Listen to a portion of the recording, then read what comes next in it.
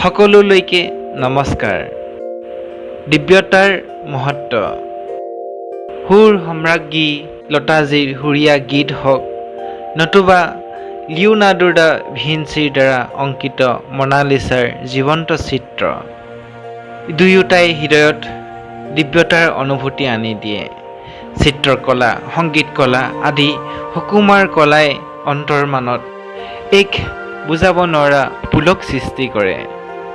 এই বিভিন্ন কলাকাৰসকলৰ কলাকৃতিত যি দিব্যতাৰ সুগন্ধি ভৰি থাকে, সেয়ে সকলোৰে মন পুলকিত কৰি দিয়ে। সাধাৰণ কাৰ্যতে যেতিয়া দিব্যতাৰ পৰশপ্ৰাপ্ত হয়, তেতিয়াই কৰ্মই কলাৰ ৰূপ লয়। জীৱনক আত্মিক ৰঙেৰে ৰঙীন কৰি তোলা মহান অলৌকিক গুণ হৈছে দিব্যতা।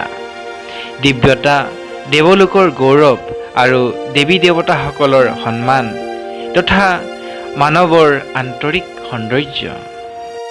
দিব্যতা অৰ্থাৎ সাধাৰণতকৈ সাধাৰণ কামকো গুণ বিশেষৰ প্ৰয়োগ কৰি তাত নবীনতা প্ৰদান কৰা।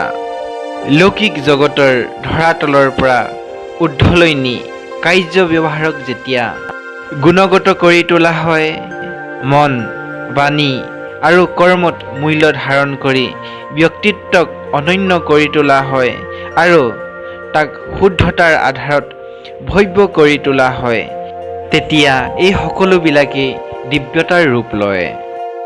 বিভিন্ন ধৰণৰ উৎসৱ পাৰ্বণ আদিত সৃষ্টি কৰা ৰং বিৰঙৰ ৰংসজ্জা, দীপাৱলীৰ সুন্দৰ ৰংগুলীৰ ৰং, আতৰৰ সুগন্ধি, ফুলৰ সাজসজ্জা, এই সকলোবোৰেই মনক কিমান যে দিব্য অনুভূতি কৰায়।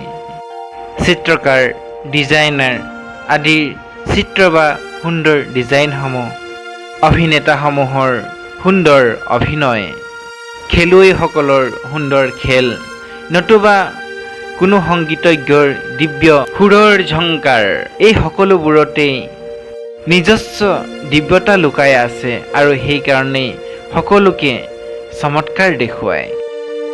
বিনা দিব্যতাৰ দ্বাৰাতো কলা আৰু কলাকাৰৰ কোনো অস্তিত্বই নাথাকে। মাতৃৰ মমতা, পিতাকৰ স্নেহ, ভাই ভনীসকলৰ পবিত্ৰ মৰম আদি সকলোবোৰ ঈশ্বৰৰ পৰা পোৱা দিব্য উপহাৰেইতো হয়।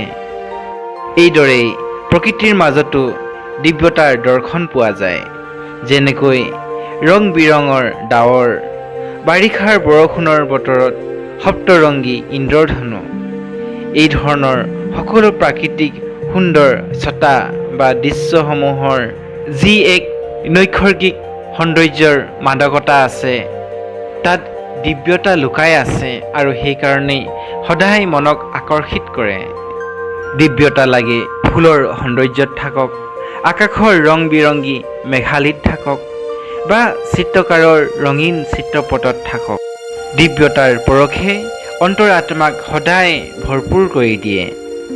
মাটিৰ পৰাই উৎপত্তি হোৱা সোণ যেতিয়া তাক অলংকাৰ কৰি নিৰ্মিত কৰা হয়, তেতিয়া সি নিজৰ দিব্য সৌন্দৰ্যৰ কাৰণে মানৱৰ ৰূপ লাৱণ্যক অনেক গুণে বৃদ্ধি কৰি দিয়ে। সাধাৰণ দেখা মাটিয়ে যেতিয়া এক দেৱমূৰ্তিৰ ৰূপ লয়, তেতিয়া দিব্য স্বৰূপৰ কাৰণে পূজনীয় হৈ পৰে। এনেকৈয়ে ব্যক্তিক আকাশৰ সমান উচ্চ আৰু গৌৰৱৰ শিখৰত উপনীত কৰাব পৰা মহান গুণ হৈছে দিব্যতা। মহান ভক্তসকল নতুবা আধ্যাত্মিক ধাৰ্মিক সাধকসকলৰ সাধনাত সহৃদয়তাৰে কৰা ভক্তিৰ আৰাধনাতো দিব্যতাৰ ৰঙীন প্ৰকাশ থাকে। অতঃ জীৱনক দিব্যতাৰ গুণেৰে সমৃদ্ধ কৰক আৰু ভব্যতাৰ প্ৰাপ্ত কৰক, এয়াই আপোনালোকলৈ আমাৰ শুভকামনা থাকিল। ধন্যবাদ।